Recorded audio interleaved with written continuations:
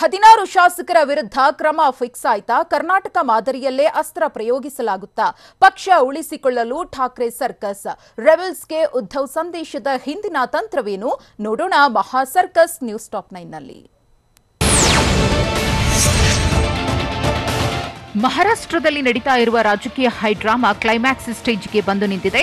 Rebels ನಾಯಕ ಏಕನಾಥ್ ಶಿಂಧೆ ಮತ್ತು CM Uddhav Thackeray ಗಂಟೆಗೊಂದು ಅಸ್ತ್ರ ಪ್ರಯೋಗಿಸುತ್ತಿದ್ದಾರೆ. ಈ ನಡುವೆ ಮಹಾರಾಷ್ಟ್ರ ರಾಜ್ಯ ರಾಜಕಾರಣ ಕಾನೂನು ಸಮರದತ್ತ ಸಾಗಿದೆ. ಯಾಕಂದ್ರೆ ಇವತ್ತು 16 ಶಾಸಕರ ವಿರುದ್ಧ ಡೆಪ್ಯೂಟಿ ಸ್ಪೀಕರ್ ನರಹರಿ ಜೀರವಾಲೆ ಕ್ರಮ ಕೈಗೊಳ್ಳುವ ಸಾಧ್ಯತೆ ಇದೆ. 16 ಶಾಸಕರಿಗೆ ನೋಟಿಸ್ ಜಾರಿ ಮಾಡಿ ಜೂನ್ 26ರೊಳಗೆ ಉತ್ತರಿಸುವಂತೆ ಸೂಚನೆ ನೀಡುವ ಸಾಧ್ಯತೆ ಇದೆ.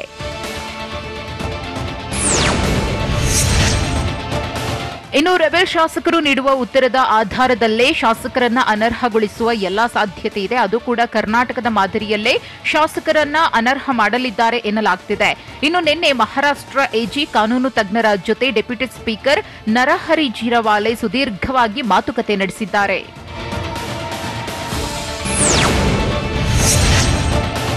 ಇತ್ತ ಪಕ್ಷ ಉಳಿಸಿಕೊಳ್ಳಲು ಉದ್ಧವ್ ಠಾಕ್ರೆ ಸರ್ಕಸ್ ಮಾಡ್ತಾ ಇದ್ದು, ಪಕ್ಷದ ಮೇಲೆ ಹಿಡಿತ ಸಾಧಿಸಲು ಉದ್ಧವ್ ಠಾಕ್ರೆ ಬೇಜಾನ್ ಕಸರತ್ತು ನಡೆಸುತ್ತಿದ್ದಾರೆ. ಈ ನಡುವೆ ಇವತ್ತು ಸಂಜೆ ಶಿವಸೇನೆ ರಾಷ್ಟ್ರೀಯ ಕಾರ್ಯಕಾರಿಣಿ ಸಭೆ ನಡೆಸಿ ಪಕ್ಷ ತಮ್ಮಲ್ಲೇ ಉಳಿಸಿಕೊಳ್ಳಲು ಯತ್ನಿಸುವ ಸಾಧ್ಯತೆ ಇದೆ. ಸಭೆಯಲ್ಲಿ ಪ್ರಮುಖ ನಿರ್ಧಾರ ಕೈಗೊಳ್ಳುವ ಸಾಧ್ಯತೆ ಇದ್ದು, ಪಕ್ಷದ ಹೆಸರು ಚಿಹ್ನೆ ಬಿಟ್ಟುಕೊಡದಂತೆ ರಣತಂತ್ರ ರೂಪಿಸಲಿದ್ದಾರೆ ಎನ್ನಲಾಗ್ತಿದೆ.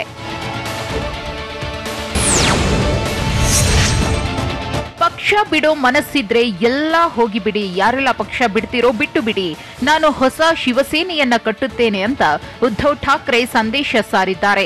ನನಗೆ ಪಕ್ಷ ಮುಖ್ಯ ಎನ್ನುತ್ತಿರುವ ಉದ್ಧವ್ ಠಾಕ್ರೆ ಪಕ್ಷ ಬಿಡೋರನ್ನ ತಡೆಯಲ್ಲ, ಯಾರೆಲ್ಲ ಪಕ್ಷ ಬಿಡ್ತಿರೋ ಅವರೆಲ್ಲ ಬಿಟ್ಬಿಡಿ, ನಾನು ಹೊಸ ಶಿವಸೇನೆ ಕಟ್ಟುತ್ತೇನೆ ಅಂತ ರೆಬೆಲ್ಗಳಿಗೆ ಉದ್ಧವ್ ಠಾಕ್ರೆ ಖಡಕ್ ಸಂದೇಶ ಕೊಟ್ಟಿದ್ದಾರೆ.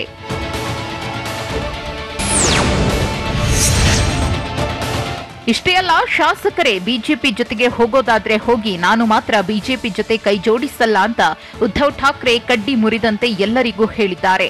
ನಾನು ಬಿಜೆಪಿ ಜೊತೆ ಹೋಗೋ ಪ್ರಶ್ನೆಯೇ ಬರಲ್ಲ, ಆದರೆ ಶಾಸಕರು ಬೇಕಿದ್ರೆ ಎಲ್ಲರೂ ಹೋಗಿ, ಶಾಸಕರಾಗ್ಲಿ ಇನ್ಯಾರೇ ಆಗ್ಲಿ ಹೋಗಬಹುದು, ನನ್ನ ಬಳಿ ಹೇಳಿ ಬಿಜೆಪಿ ಜೊತೆ ಹೋಗಬಹುದು ಅಂತ ಪಕ್ಷದ ನಾಯಕರಿಗೆ ಸಿಎಂ ಉದ್ಧವ್ ಠಾಕ್ರೆ ಮೆಸೇಜ್ ನೀಡಿದ್ದಾರೆ.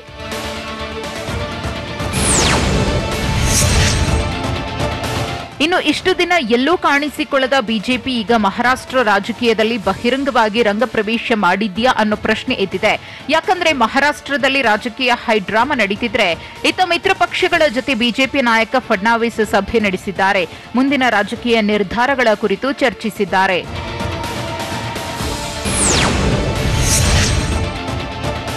ಸೈಲೆಂಟ್ ಆಗಿಯೇ ಗೇಮ್ ಪ್ಲಾನ್ ಮಾಡ್ತಾ ಇರೋ ಬಿಜೆಪಿ ಉದ್ಧವ್ ಠಾಕ್ರೆ ರಾಜೀನಾಮೆಗಾಗಿ ಕಾಯುತ್ತಿದೆ ಎನ್ನಲಾಗ್ತಿದೆ. ಅದು ಕೂಡ ಉದ್ಧವ್ ಠಾಕ್ರೆ ರಾಜೀನಾಮೆ ನೀಡ್ತಾ ಇದ್ದಂತೆ ಕಮಲ ಪಡೆ ರಂಗಪ್ರವೇಶ ಮಾಡೋ ಸಾಧ್ಯತೆ ಇದೆ. ಜೊತೆಗೆ ಶಿಂಧೆ ಬಣ ಮತ್ತು ಠಾಕ್ರೆ ಟೀಮ್ ಮಧ್ಯೆ ಕಾನೂನು ಸಮರ ಶುರುವಾಗಲಿದ್ದು, ಕಾನೂನು ಹೋರಾಟದಲ್ಲಿ ಎಡವಟ್ಟು ಮಾಡ್ತಾರೆ ಅಂತ ಬಿಜೆಪಿ ಕಾಯುತ್ತಿದೆ. ಅಂದ್ರೆ ಕಾನೂನು ಹೋರಾಟದಲ್ಲಿ ಠಾಕ್ರೆ ವಿಫಲರಾದ್ರೆ ಬಿಜೆಪಿಗೆ ಪ್ಲಸ್ ಪಾಯಿಂಟ್ ಆಗಲಿದ್ದು, ಶಿಂಧೆ ಬಣದ ಜೊತೆ ಸೇರಿ ಸರ್ಕಾರ ರಚಿಸಬಹುದಾಗಿದೆ.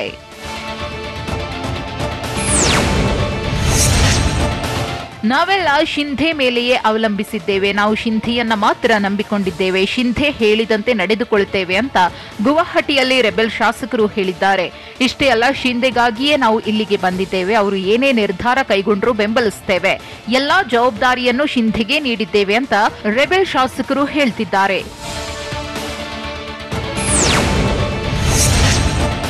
ಇನ್ನು ಮಹಾರಾಷ್ಟ್ರ ಅಧಿಪತ್ಯಕ್ಕಾಗಿ ಬಿಜೆಪಿ ತುದಿಗಾಲಲ್ಲಿ ನಿಂತಿದೆಯಾ? ಏಕನಾಥ್ ಶಿಂಧೆ ನಾಯಕತ್ವದಲ್ಲಿ ಕಮಲ ಅರಳುತ್ತಾ ಅನ್ನೋ ಕುತೂಹಲ ಮೂಡಿದೆ. ಯಾಕಂದ್ರೆ ಈಗಾಗಲೇ ಶಿಂಧೆ ಸಂಖ್ಯಾಬಲ ಹೆಚ್ಚಳದ ಬೆನ್ನಲ್ಲೇ ಬಿಜೆಪಿ ಅಲರ್ಟ್ ಆಗಿದ್ದು, ರಾಜಕೀಯ ಹೈಡ್ರಾಮದ ನಡುವೆ ಕೇಸರಿ ಪಡೆ ಹೊಸ ಗೇಮ್ ಶುರು ಮಾಡಿದೆ. ಶಿಂಧೆ ಜೊತೆ ಕೈಜೋಡಿಸುವ ಬಗ್ಗೆ ತೆರೆಮರೆಯಲ್ಲಿ ತಂತ್ರ ರೂಪಿಸಿದೆ. ಅಲ್ಲದೆ ಶಿಂಧೆಗೆ ದೊಡ್ಡ ಪಟ್ಟ ಕಟ್ಟಿ ಉದ್ಧವ್ ಠಾಕ್ರೆಗೆ ಪಾಠ ಕಲಿಸಲು ಕಮಲ ಪಡೆ ಸಜ್ಜಾಗಿದೆ ಎನ್ನಲಾಗ್ತಿದೆ.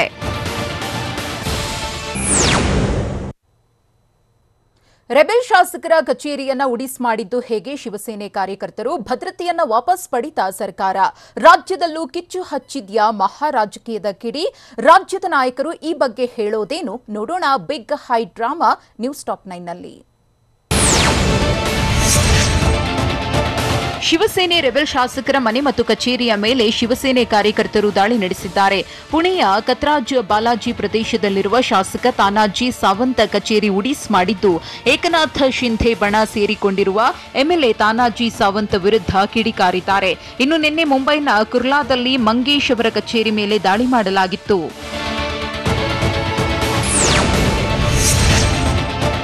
ಇನ್ನು ಶಿವಸೇನೆಯ 16 ರೆಬೆಲ್ ಶಾಸಕರಿಗೆ ನೀಡಿದ್ದ ಭದ್ರತೆಯನ್ನು ಮಹಾರಾಷ್ಟ್ರ ಸರ್ಕಾರ ವಾಪಸ್ ಪಡೆದುಕೊಂಡಿದೆ. ಸಿಎಂ ಉದ್ಧವ್ ಠಾಕ್ರೆ ಭದ್ರತೆ ವಾಪಸ್ಗೆ ಸೂಚನೆ ಕೊಟ್ಟಿದ್ದರಿಂದ ಭದ್ರತಾ ತಂಡ ವಾಪಸ್ ಆಗಿದೆ. ಇತ್ತ ಭದ್ರತೆ ವಾಪಸ್ ಪಡೆದಿದ್ದಕ್ಕೆ ಕಿಡಿಕಾರಿರೋ ಏಕನಾಥ್ ಶಿಂಧೆ, ನಮ್ಮ ಭದ್ರತೆಯ ಹೊಣೆ ಸರ್ಕಾರದ್ದು, ನಮಗೆ ಏನಾದರೂ ಆದರೆ ಸರ್ಕಾರವೇ ಹೊಣೆ ಅಂತ ಆಕ್ರೋಶ ಹೊರಹಾಕಿದ್ದಾರೆ.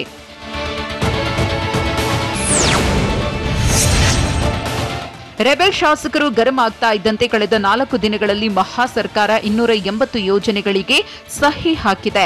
ರೆಬೆಲ್ ಮಿನಿಸ್ಟರ್ಗಳಿಗೆ ಸೇರಿದ ಸಚಿವಾಲಯದ ಯೋಜನೆಗಳಿಗೆ ತರಾತುರಿಯಲ್ಲಿ ಅನುಮೋದನೆ ನೀಡಲಾಗಿದೆ. ದಿನಕ್ಕೆ 25ರಿಂದ 30 ಯೋಜನೆಗಳಿಗೆ ಅನುಮೋದನೆ ನೀಡಿದ್ದು, ಬರೋಬ್ಬರಿ 1,600 ಕೋಟಿ ಮೊತ್ತದ ಯೋಜನೆಗಳು ಇವಾಗಿವೆ.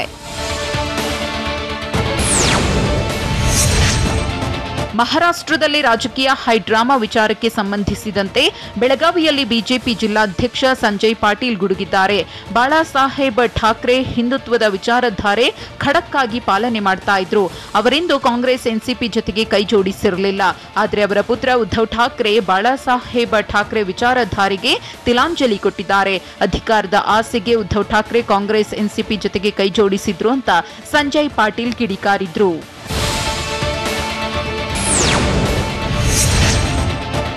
ಇತ್ತ ಮಹಾರಾಷ್ಟ್ರದಲ್ಲಿ ಹೈಡ್ರಾಮಾ ವಿಚಾರಕ್ಕೆ ಸಂಬಂಧಿಸಿದಂತೆ ಕಲಬುರಗಿಯಲ್ಲಿ ಬಿಜೆಪಿ ವಿರುದ್ಧ ಮಾಜಿ ಸಚಿವ ಪ್ರಿಯಾಂಕ್ ಖರ್ಗೆ ಕಿಡಿಕಾರಿದ್ದಾರೆ. ಬಿಜೆಪಿ ವಾಮಮಾರ್ಗದ ಮೂಲಕ ಅಧಿಕಾರ ಹಿಡಿತಾ ಇದೆ. ಶಾಸಕರನ್ನ ಖರೀದಿ ಮಾಡುವ ಪ್ರವೃತ್ತಿ ಬೆಳೆಸಲಾಗುತ್ತಿದೆ. ಮೋದಿ ಪ್ರಧಾನಿಯಾದ ನಂತರ ಉತ್ತರ ಪ್ರದೇಶ ಬಿಟ್ಟರೆ ಯಾವ ರಾಜ್ಯದಲ್ಲೂ ಸ್ವಂತ ಬಲದ ಮೇಲೆ ಅಧಿಕಾರ ಪಡೆದಿಲ್ಲ. ಅಧಿಕಾರ ಹಿಡಿಯಲು ಅಸಂವಿಧಾನಿಕ ಮಾರ್ಗ ತುಳಿಯುತ್ತಿದ್ದಾರೆ. ಮಹಾರಾಷ್ಟ್ರ ಸರ್ಕಾರದಲ್ಲಿ ಬಂಡಾಯಕ್ಕೆ ಕುಮ್ಮಕ್ಕು ನೀಡಲಾಗಿದೆ ಅಂತ ಖರ್ಗೆ ಬಿಜೆಪಿ ವಿರುದ್ಧ ಗುಡುಗಿದ್ದಾರೆ. ಟ್ರಬಲ್ ಶೂಟರ್ಗೆ ಮತ್ತೆ ಎದುರಾಗಲಿದೆಯಾ ಟ್ರಬಲ್? ರಾಹುಲ್ ಗಾಂಧಿ ಬಳಿಕ ಬಂಡೆಗೆ ಇಡಿ ಬಲೆ ಬೀಸಿದ್ಯಾ? ಮತ್ತೊಮ್ಮೆ ಇಡಿ ಸುಳಿಯಲ್ಲಿ ಸಿಲುಕ್ತಾರಾ ಡಿಕೆ ಶಿವಕುಮಾರ್? ನೋಡೋಣ ಇಡಿ ಸುಳಿ ನ್ಯೂಸ್ ಟಾಪ್ 9ನಲ್ಲಿ. ಕಾಂಗ್ರೆಸ್ ನಾಯಕ ರಾಹುಲ್ ಗಾಂಧಿ ಬಳಿಕ ಟ್ರಬಲ್ ಶೂಟರ್ ಡಿಕೆ ಶಿವಕುಮಾರ್ ಕೂಡ ಇಡಿ ಇಕ್ಕಳದಲ್ಲಿ ಸಿಲುಕಿದ್ರಾ ಅನ್ನೋ ಪ್ರಶ್ನೆ ಎದ್ದಿದೆ. ಯಾಕಂದ್ರೆ ಜುಲೈ 1ಕ್ಕೆ ದೆಹಲಿಯ ವಿಶೇಷ ನ್ಯಾಯಾಲಯಕ್ಕೆ ಹಾಜರಾಗಬೇಕು ಅಂತ ಡಿಕೆ ಶಿವಕುಮಾರ್ಗೆ ಇಡಿ ನೋಟಿಸ್ ಕೊಟ್ಟಿದೆ.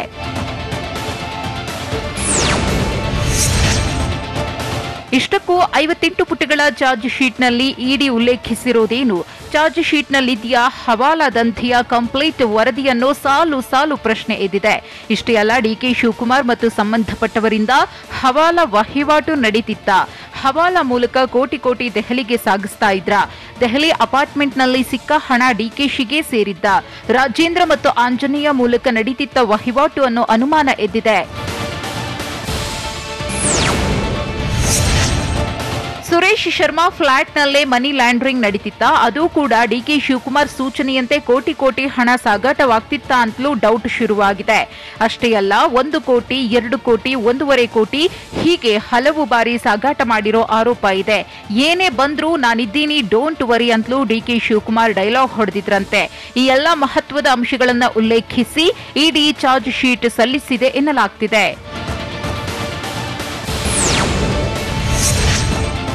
ಇಂಟ್ರೆಸ್ಟಿಂಗ್ ಅಂದ್ರೆ ಅಕ್ರಮ ಹಣ ಸಂಗ್ರಹಿಸಲು ಕೋಟಿ ಸಂಬಳ ನೀಡಲಾಗ್ತಿತ್ತಂತೆ. ಆಂಜನೇಯನಿಗೆ ಡಿಕೆ ಶಿವಕುಮಾರ್ 1 ರಿಂದ 1.5 ಲಕ್ಷ ಕೊಡ್ತಿದ್ರಂತೆ. ಈ ಬಗ್ಗೆ ಚಾರ್ಜ್ ಶೀಟ್ ನಲ್ಲಿ ಇಡಿ ಉಲ್ಲೇಖಿಸಿದೆ. ಇನ್ನು ಐಟಿ ದಾಳಿ ವೇಳೆ ಹಣವೆಲ್ಲ ನಂದೇ ಅಂತ ಸುನೀಲ್ ಶರ್ಮಾ ಎಂಬಾತ ಹೇಳಿದ್ದ. ಸದ್ಯ ದಿಲ್ಲಿಯಲ್ಲಿದ್ದ ಸುನೀಲ್ ಶರ್ಮಾ ಮನೆಯಲ್ಲೇ ಡಿಕೆ ಶಿವಕುಮಾರ್ ಹಣ ಬಿಟ್ಟಿದ್ರಂತೆ. ಜೊತೆಗೆ ಡಿಕೆಶಿಗಾಗಿ ಹವಾಲಾ ದಂಧೆ ಅಂತ ಸುನೀಲ್ ಶರ್ಮಾ ಮತ್ತು ಆಂಜನೇಯ ಬಾಯ್ಬಿಟ್ಟಿದ್ದಾರಾ ಅನ್ನೋ ಕುತೂಹಲ ಕೆರಳಿದೆ.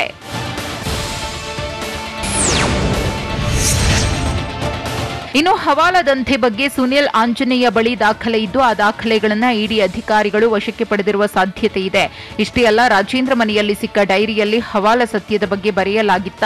ಕೋಡ್ ವರ್ಡ್ ಬಳಸಿ ಲಕ್ಷ ರೂಪಾಯಿ ಹವಾಲಾ ದಂಧೆ ನಡೆಸಲಾಗಿದೆಯಾ ಅನ್ನೋ ಸಂಶಯ ಶುರುವಾಗಿದೆ.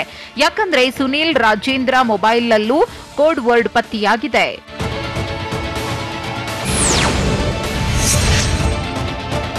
ಇತ್ತ ಇತ್ತ ಹಣ ತನ್ನದೇ ಅಂತ ಡಿಕೆ ಶಿವಕುಮಾರ್ ಒಪ್ಪಿಕೊಂಡಿದ್ದಾರೆ. ಕೃಷಿಯಿಂದ ದುಡಿದ ಹಣವನ್ನ ಸಂಗ್ರಹಿಸಿಟ್ಟಿದ್ದಾಗಿ ಅಧಿಕಾರಿಗಳ ಬಳಿ ಡಿಕೆ ಶಿವಕುಮಾರ್ ಹೇಳಿದ್ದಾರೆ. ಆದರೆ ಯಾವ ಕೃಷಿ ಎಂದು ಡಿಕೆ ಶಿವಕುಮಾರ್ ಹೇಳಿಲ್ಲ. ಈ ಬಗ್ಗೆಯೂ ಇಡಿ ಚಾರ್ಜ್ ಶೀಟ್ನಲ್ಲಿ ಉಲ್ಲೇಖಿಸಿದೆ. 2012ರಿಂದ 2020ರವರೆಗೆ ಕೃಷಿಯಿಂದ ಹಣ ಸಂಪಾದನೆ ಮಾಡಲಾಗಿದೆ. 89.40 ಲಕ್ಷ ಆದಾಯ ಬಂದಿದ್ದಾಗಿ ಡಿಕೆ ಶಿವಕುಮಾರ್ ದಾಖಲೆ ಸಲ್ಲಿಸಿದ್ದಾರೆ. ಅಲ್ಲದೆ ಸುರೇಶ್ ಸೂಚನೆಯಂತೆ ಫ್ಲಾಟ್ಗೆ ಬರ್ತಿದ್ದವರ ಖರ್ಚಿಗಾಗಿ 15 ಲಕ್ಷ ಸಂಗ್ರಹ ಮಾಡಿದ್ವಿ ಅಂತ ಡಿಕೆಶಿ ಹೇಳಿದ್ದಾರಂತೆ.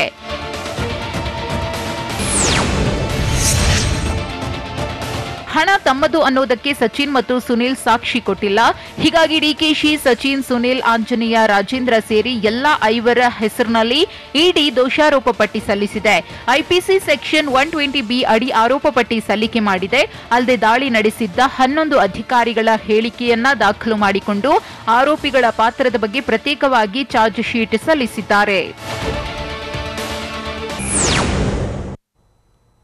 ಸರ್ಕಾರಿ ಭೂಮಿ ಒತ್ತುವರಿಗೆ ಹೋದಾಗ ಅಧಿಕಾರಿ ವಿರುದ್ಧ ಆಕ್ರೋಶ ವ್ಯಕ್ತಪಡಿಸಿದ್ದು ಹೇಗೆ, ಮಾನವೀಯತೆ ಮೆರೆದಿದ್ದು ಹೇಗೆ ಯುವಕ, 1 ವರ್ಷದ ಬಳಿಕ ಅಮ್ಮನ ಬಳಿ ಸೇರಿದ ಪುತ್ರ, ಶೋಕಿ ಮಾಡೋಕೆ ಐನಾತಿಗಳು ಮಾಡಿದ್ದೇನು ನೋಡೋಣ ಬೆಂಗಳೂರು ನ್ಯೂಸ್ ಟಾಪ್ 9ನಲ್ಲಿ.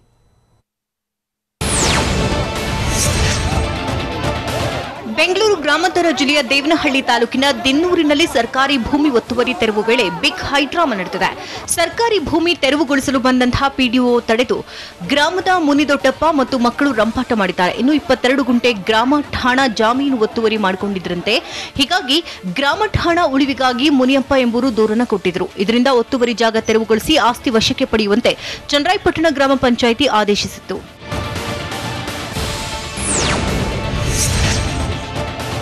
ಬೆಂಗಳೂರಿನಲ್ಲಿ ಯುವಕನೊಬ್ಬ ಮಾನವೀಯತೆ ಮೆರೆದಿದ್ದು ತಾಯಿ ಮಗನನ್ನ ಒಂದು ಮಾಡಿದ್ದಾನೆ. ಅಂದ್ರೆ ಕಳೆದ 2 ವಾರಗಳ ಹಿಂದೆ ಬೆಂಗಳೂರು ನಗರದ ಬಿಟಿಎಂ ಲೇಔಟ್ನಲ್ಲಿ ಉತ್ತರ ಭಾರತ ಮೂಲದ ಸುಹಾಸ್ ಎಂಬ ಬಾಲಕ ಹಸಿವಿನಿಂದ ಒದ್ದಾಡ್ತಿದ್ದ. ಇದನ್ನು ಗಮನಿಸಿದ ಬೇಕರಿ ಮಾಲೀಕ ರಾಜಣ್ಣ ಮತ್ತು ಯುವಕರಾದ ನಿತಿನ್ ಮತ್ತು ಶ್ರೀಧರ್ ಬಾಲಕನನ್ನ ಕರೆದು ವಿಚಾರಣೆ ಮಾಡಿದ್ದಾರೆ. ಈ ವೇಳೆ ಬಾಲಕ ಊರು ಹೆಸರು ಮರೆತಿದ್ದ. ಇದರಿಂದ ಬಾಲಕನನ್ನ ಯುವಕ 2 ದಿನ ಮನೆಯಲ್ಲೇ ಇಟ್ಕೊಂಡು ಫೇಸ್ಬುಕ್ ಮೂಲಕ ಬಾಲಕನ ಅಣ್ಣನನ್ನ ಪತ್ತೆ ಹಚ್ಚಿ ಬಾಲಕ ಇದೀಗ ಅಮ್ಮನ ಬಳಿ ಸೇರಿದ್ದಾನೆ.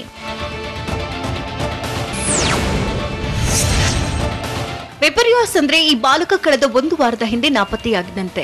ಊರಿನ ಬಳಿ ಕಣ್ಣಾಮುಚ್ಚಾಲೆ ಆಟ ಆಡುವಾಗ ಗೂಡ್ಸ್ ಟ್ರೈನ್ ಹತ್ತಿ ಬಾಲಕ ನಾಪತ್ತೆಯಾಗಿದ್ದಂತೆ. ಬಳಿಕ ಎಲ್ಲಿಗೆ ಹೋಗ್ಬೇಕು, ಏನ್ ಮಾಡ್ಬೇಕು ಅಂತ ಗೊತ್ತಾಗದೆ ಅಲಿತಾ ಇದ್ದಂತೆ. ಮತ್ತೊಂದು ಕಡೆ ಕುಟುಂಬಸ್ಥರು ಎಷ್ಟೇ ತಡಕಾಡಿದ್ರೂ ಬಾಲಕ ಸಿಕ್ಕಿರ್ಲಿಲ್ವಂತೆ. ಆದ್ರೀಗ ನಿನ್ನೆ ಪಶ್ಚಿಮ ಬಂಗಾಳದಿಂದ ಬೆಂಗಳೂರಿಗೆ ಬಂದಂತಹ ಬಾಲಕನ ತಾಯಿ ಮಗನನ್ನ ಕರೆದುಕೊಂಡು ಹೋಗಿದ್ದಾರೆ.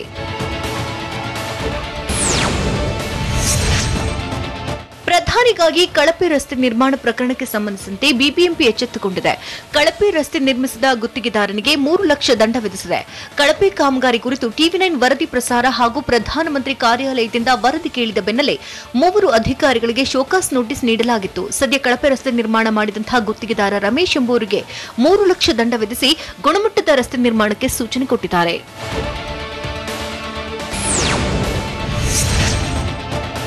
ಬೈಕ್ ಕಳ್ಳತನ ಮಾಡಿಕೊಂಡು ಬಿಂದಾಸ್ ಆಗಿ ಶೋಕಿ ಮಾಡಿಕೊಂಡು ಓಡಾಡ್ತಾ ಇದ್ದಂತಹ 4 ಖದೀಮರನ್ನ ಬೆಂಗಳೂರಿನ ಜೆಜೆ ನಗರ ಪೊಲೀಸರು ಬಂಧಿಸಿದ್ದಾರೆ. ತೌಫಿಕ್ ಪಾಷಾ, ಅಮೀನ್ ಪಾಷಾ, ಆಫ್ರಿದ್ ಖಾನ್, ಸಲ್ಮಾನ್ ಬಂಧಿತ ಆರೋಪಿಗಳು. ಈ ಐನಾದಿಗಳು ಬೆವರು ಸುರಿಸಿ ದುಡಿದು ತಿನ್ನೋದನ್ನ ಬಿಟ್ಟು ಕಂಡೂರ ವಾಹನಗಳ ಮೇಲೆ ಕಣ್ಣು ಹಾಕ್ತಾ ಇದ್ರು. ಅದು ಕೂಡ ಶೋಕಿ ಜೀವನ ಮಾಡೋಕೆ ಅಂತಲೇ ಬೈಕ್ ಕಳ್ಳತನ ಮಾಡಿ ತಗ್ಲಾಕೊಂಡಿದ್ದಾರೆ.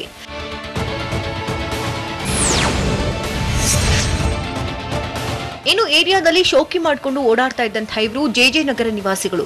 ಕಳೆದ 4 ತಿಂಗಳ ಹಿಂದೆಯಷ್ಟೇ ಜೈಲು ಸೇರಿ ರಿಲೀಸ್ ಆಗಿದ್ರು.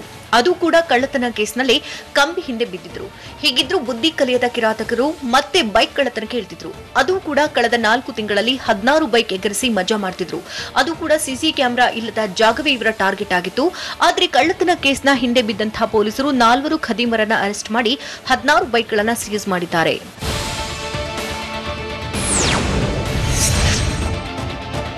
ಪಿಎಸ್ಐ ಪರೀಕ್ಷಾ ನೇಮಕಾತಿಯಲ್ಲಿ ಅಕ್ರಮ ಬಗೆದಷ್ಟು ಬಯಲಾಗ್ತಾ ಇದೆ. ನೇಮಕಾತಿ ವಿಭಾಗದ ಡಿವೈಎಸ್ಪಿ ಶಾಂತಕುಮಾರ್ ಸೇರಿದಂತೆ 3 ಸಿಬ್ಬಂದಿಯನ್ನ ಸಿಐಡಿ ವಶಕ್ಕೆ ಪಡೆದಿದ್ದಾರೆ. ಹೆಡ್ ಕಾನ್ಸ್ಟೇಬಲ್ ಶ್ರೀಧರ ಶ್ರೀನಿವಾಸ್ನನ್ನ ಜೂನ್ 29ರವರೆಗೆ ಸಿಐಡಿ ಅಧಿಕಾರಿಗಳು ಕಸ್ಟಡಿಗೆ ಪಡೆದಿದ್ದಾರೆ. ಪರೀಕ್ಷಾ ಅಕ್ರಮ ಸಂಬಂಧ ಯಲಹಂಕ ನ್ಯೂಟೌನ್ ಠಾಣೆಯಲ್ಲಿ ಎಫ್ಐಆರ್ ದಾಖಲಾಗಿತ್ತು.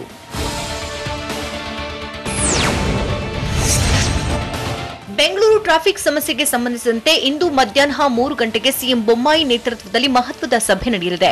ಗೃಹ ಕಚೇರಿ ಕೃಷ್ಣಾದಲ್ಲಿ ನಡೆಯಲಿರುವಂತಹ ಸಭೆಯಲ್ಲಿ Bengaluru traffic commissioner Ravikante Gowda, Bengaluru police commissioner Pratap Reddy, DG and IGP Praveen Sood, BDA ಹಾಗೂ ಬಿಬಿಎಂಪಿ ಆಯುಕ್ತರು ಸೇರಿದಂತೆ ಹಿರಿಯ ಅಧಿಕಾರಿಗಳು ಭಾಗಿಯಾಗಲಿದ್ದಾರೆ. ಎಲ್ಲೆಲ್ಲಿ ಹೆಚ್ಚು ಟ್ರಾಫಿಕ್ ಸಮಸ್ಯೆಯಾಗ್ತಾ ಇದೆ, ಅದಕ್ಕೆ ಪರಿಹಾರವೇನು ಎಂಬುದರ ಬಗ್ಗೆ ಚರ್ಚೆ ನಡೆಸಲಾಗುತ್ತಿದೆ.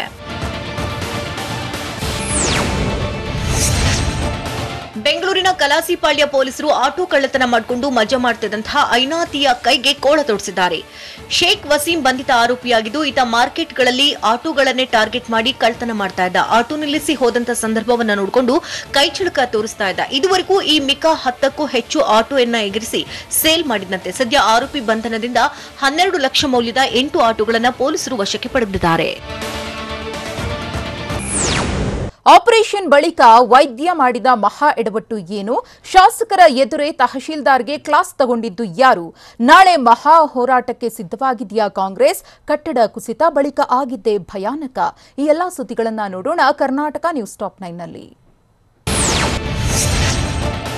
ಮಂತ್ರಿ ಗ್ರೂಪ್ನ ಎಂಡಿ ಸುಶೀಲ್ನನ್ನ ಇಡಿ ಅಧಿಕಾರಿಗಳು ಬಂಧಿಸಿದ್ದಾರೆ. ಹಣಕಾಸು ವ್ಯವಹಾರದಲ್ಲಿ ಅಕ್ರಮ ಆರೋಪ ಹಿನ್ನೆಲೆಯಲ್ಲಿ ಜಾರಿ ನಿರ್ದೇಶನಾಲಯದ ಅಧಿಕಾರಿಗಳು ಸುಶೀಲ್ನನ್ನ ಅರೆಸ್ಟ್ ಮಾಡಿದ್ದಾರೆ. ಇನ್ನು ಕಳೆದ ವರ್ಷ ಮಂತ್ರಿ ಗ್ರೂಪ್ ಮೇಲೆ ಇಡಿ ದಾಳಿ ನಡೆಸಿತ್ತು. ದಾಳಿ ವೇಳೆ ಕೆಲ ದಾಖಲೆ ಪತ್ರಗಳನ್ನು ಅಧಿಕಾರಿಗಳು ವಶಕ್ಕೆ ಪಡೆದಿದ್ರು. ನಂತರ ವಿಚಾರಣೆಗೆ ಇಡಿ ನೋಟಿಸ್ ನೀಡಿ ನಿನ್ನೆ ಸುಶೀಲ್ನನ್ನ ವಶಕ್ಕೆ ಪಡೆದು ಹಲವು ಗಂಟೆಗಳ ಕಾಲ ವಿಚಾರಣೆ ನಡೆಸಿದ್ರು.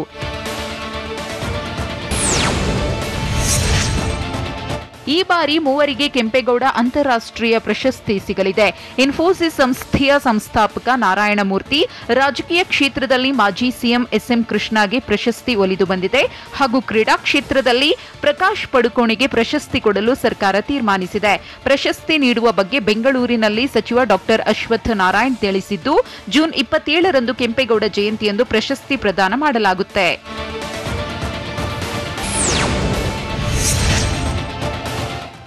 ಸಿದ್ದರಾಮಯ್ಯ ಬಂದ್ರೆ ನಾನು ಕ್ಷೇತ್ರ ಬಿಟ್ಟುಕೊಡಲು ಸಿದ್ಧನಾಗಿದ್ದೇನೆ ಅಂತ ಕೋಲಾರ ನಗರ ಕ್ಷೇತ್ರ ಶಾಸಕ ಕೆ ಶ್ರೀನಿವಾಸ್ ಗೌಡ ತಿಳಿಸಿದ್ದಾರೆ.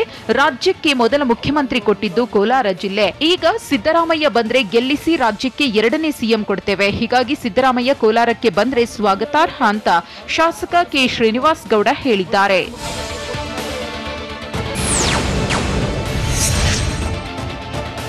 ಚಾಮರಾಜನಗರ ಜಿಲ್ಲೆ ಕೊಳ್ಳೇಗಾಲದಲ್ಲಿ ಶಾಸಕ ಎನ್ ಮಹೇಶ್ ಎದುರೇ ತಹಶೀಲ್ದಾರ್ಗೆ ಯುವಕನೊಬ್ಬ ತರಾಟೆಗೆ ತೆಗೆದುಕೊಂಡಿದ್ದಾನೆ. ಪಟ್ಟಣದ ಅತಿಥಿ ಗೃಹದಲ್ಲಿ ನಡೆಯುತ್ತಿದ್ದ ಶಾಸಕರ ಸಭೆಗೆ ಬಂದ ಯುವಕ ಸಮಸ್ಯೆ ತಿಳಿಸಲು ಫೋನ್ ಮಾಡಿದ್ರೆ ರಿಸೀವ್ ಮಾಡಲ್ಲ, ಡಯಾಲಿಸಿಸ್ ರೋಗಿಗಳ ಸಮಸ್ಯೆ ಹೇಳಿದ್ರೆ ಅಧಿಕಾರದ ದರ್ಪ ತೋರ್ತಾರೆ ಅಂತ ಯುವಕ ಕೆಂಪರಾಜು ಆಕ್ರೋಶ ವ್ಯಕ್ತಪಡಿಸಿದ್ದಾನೆ. ಈ ವೇಳೆ ತಹಶೀಲ್ದಾರ್ ಮತ್ತು ಯುವಕನ ನಡುವೆ ಜಟಾಪಟಿ ನಡೆದಿದ್ದು, ಇಬ್ಬರ ವಾಗ್ವಾದ ನೋಡಿ ಶಾಸಕರು ಮೂಕ ಪ್ರೇಕ್ಷಕರಾಗಿದ್ರು.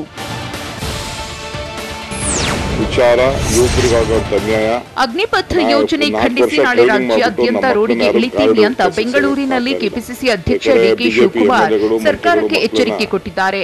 ಅದು ಕೂಡ 224 ವಿಧಾನಸಭಾ ಕ್ಷೇತ್ರಗಳಲ್ಲಿ ಕಾಂಗ್ರೆಸ್ ಪ್ರತಿಭಟನೆ ನಡೆಸಲಿದೆ. ನಮ್ಮ ಮಕ್ಕಳನ್ನ ಅಗ್ನಿಪಥ್ ಕೆಲಸಕ್ಕೆ ಕಳುಹಿಸಲು ತಯಾರಿಲ್ಲ. ಅವರ ಮಕ್ಕಳನ್ನ ಬೇಕಾದ್ರೆ ಅಗ್ನಿಪಥ್ಗೆ ಕಳುಹಿಸಲಿ. ಬಿಜೆಪಿ ಶಾಸಕರು, ಸಚಿವರು ತಮ್ಮ ಮಕ್ಕಳನ್ನ ಕಳುಹಿಸಲಿ. ಬಿಜೆಪಿಯವರ ಮಕ್ಕಳು ಡಾಕ್ಟರ್, ಇಂಜಿನಿಯರ್ ಆಗಬೇಕು. ನಮ್ಮ ಮಕ್ಕಳನ್ನ ಗಾರ್ಡ್ ಕೆಲಸಕ್ಕೆ ಕಳುಹಿಸಬೇಕಂತ ಕೆಪಿಸಿಸಿ ಅಧ್ಯಕ್ಷ ಡಿಕೆ ಶಿವಕುಮಾರ್ ಕಿಡಿಕಾರಿದ್ದಾರೆ.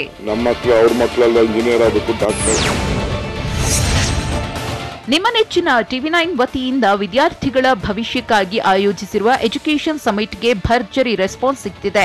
ಬೆಂಗಳೂರಿನ ಅರಮನೆ ಮೈದಾನದ ತ್ರಿಪುರವಾಸಿನಿ ಹಾಲ್ನಲ್ಲಿ 3 ದಿನಗಳ ಕಾಲ ಎಜುಕೇಷನ್ ಸಮಿಟ್ ನಡೀತಾ ಇದ್ದು, 2ನೇ ದಿನವಾದ ಇವತ್ತು ಕೂಡ ವಿದ್ಯಾರ್ಥಿಗಳು, ಪೋಷಕರು ಆಗಮಿಸಿ ತಮ್ಮ ನೆಚ್ಚಿನ ಕಾಲೇಜನ್ನು ಆಯ್ಕೆ ಮಾಡಿಕೊಳ್ಳುತ್ತಿದ್ದಾರೆ. ಸಮಿಟ್ನಲ್ಲಿ ಗಣ್ಯ ವ್ಯಕ್ತಿಗಳು, ಮಾಜಿ ಉಪಕುಲಪತಿಗಳು, ಪ್ರಾಧ್ಯಾಪಕರು, ಡೀನ್ಗಳು ಭಾಗವಹಿಸಿ ಶಿಕ್ಷಣದ ಬಗ್ಗೆ ಮೌಲ್ಯಯುತವಾದ ಮಾರ್ಗದರ್ಶನ ನೀಡುತ್ತಿದ್ದಾರೆ. ಸ್ವಲ್ಪ ಯಾಮಾರಿದ್ರೂ ಬೈಕ್ ನಾಪತ್ತೆಯಾಗುತ್ತೆ, ಹುಷಾರ್. ಚಾಲಕನ ಎಣ್ಣೆ ಏಟಿಗೆ ಅಧಿಕಾರಿಯ ಕಾಲು ಕಟ್ಟಾಗಿದ್ದು ಹೇಗೆ? ಗಾಂಜಾ ಗಿರಾಕಿಗಳು ಲಾಕ್ ಆಗಿದ್ದು ಎಲ್ಲಿ? ಎಚ್ಚರಿಕೆ ಕೊಟ್ಟರೂ ಪ್ರವಾಸಿಗರು ಮಾತೇ ಕೇಳ್ತಾ ಇಲ್ವಾ? ಈ ಎಲ್ಲಾ ಸುದ್ದಿಗಳನ್ನ ನೋಡೋಣ ಸಮಗ್ರ ನ್ಯೂಸ್ ಟಾಪ್ 9ನಲ್ಲಿ. ವಾಹನ ಸವಾರರು ಬೈಕ್ ಪಾರ್ಕ್ ಮಾಡಿ ಶಾಪಿಂಗ್ಗೆ ಹೋಗುವಾಗ ಎಚ್ಚರದಿಂದಿರಬೇಕು. ಯಾಕಂದ್ರೆ ಅಂಗಡಿಗೆ ಹೋಗಿ ಬರುವಷ್ಟರಲ್ಲಿ ಖದೀಮರು ವಾಹನವನ್ನೇ ಅಬೇಸ್ ಮಾಡ್ತಿದ್ದಾರೆ. ಹೀಗೆ ಬೆಳಗಾವಿ ಜಿಲ್ಲೆಯಲ್ಲಿ ಕಿತ್ತೂರು ಪಟ್ಟಣದಲ್ಲಿ ಖದೀಮರು ಬಟ್ಟೆ ಅಂಗಡಿ ಮುಂದೆ ನಿಲ್ಲಿಸಿದಂತ ಬೈಕ್ ಅನ್ನ ಕ್ಷಣ ಮಾತ್ರದಲ್ಲೇ ಎಗರಿಸಿದ್ದಾರೆ. ಇದಿಷ್ಟೇ ಅಲ್ಲ, ಮನೆ ಮುಂದಿನ ನೀರಿನ ಟ್ಯಾಂಕ್ ಮೇಲಿನ ಮುಚ್ಚಳವನ್ನ ಖದೀಮರು ಎಗರಿಸಿದ್ದಾರೆ. ಕಬ್ಬಿಣ ಕದಿಯುವಂತಹ ದೃಶ್ಯ ಸಿಸಿ ಕ್ಯಾಮೆರಾದಲ್ಲಿ ಸೆರೆಯಾಗಿದೆ. ಬೆಂಗಳೂರು ಉತ್ತರ ತಾಲೂಕಿನ ಮಾದನಾಯಕನಹಳ್ಳಿ ಠಾಣೆ ಪೊಲೀಸರು ಭರ್ಜರಿ ಕಾರ್ಯಾಚರಣೆ ನಡೆಸಿದ್ದಾರೆ. ಬೆಂಗಳೂರಿನಲ್ಲಿ 6 ಜನ ಗಾಂಜಾ ಆರೋಪಿಗಳನ್ನು ಬಂಧಿಸಿ 5 ಕೆಜಿ ಗಾಂಜಾ ಮೊಬೈಲ್ ಸೀಸ್ ಮಾಡಿದ್ದಾರೆ. ಸೈಯದ್ ಬಾಷಾ, ಶ್ರೀನಿವಾಸ್, ಚಂದ್ರಪ್ರಸಾದ್, ಸತ್ಪಾಲ್, ಮೊಹಮ್ಮದ್ ಸುಹೇಲ್, ರಮೇಶ್ ಕರೋಲ್ ಬಂಧಿತ ಆರೋಪಿಗಳು. ಈ ಕಿರಾತಕರು ಮೋಜು ಮಸ್ತಿ ಮಾಡಲು ಗಾಂಜಾ ದಂಧೆಯಲ್ಲಿ ತೊಡಗಿದ್ದರಂತೆ. ಇದಷ್ಟೇ ಅಲ್ಲ, ಈ ಮೂತಿಗಳು ಕಾಲೇಜು ಯುವಕರು ಚಾಲಕರಿಗೆ ಗಾಂಜಾ ಮಾರುತ್ತಿದ್ರಂತೆ.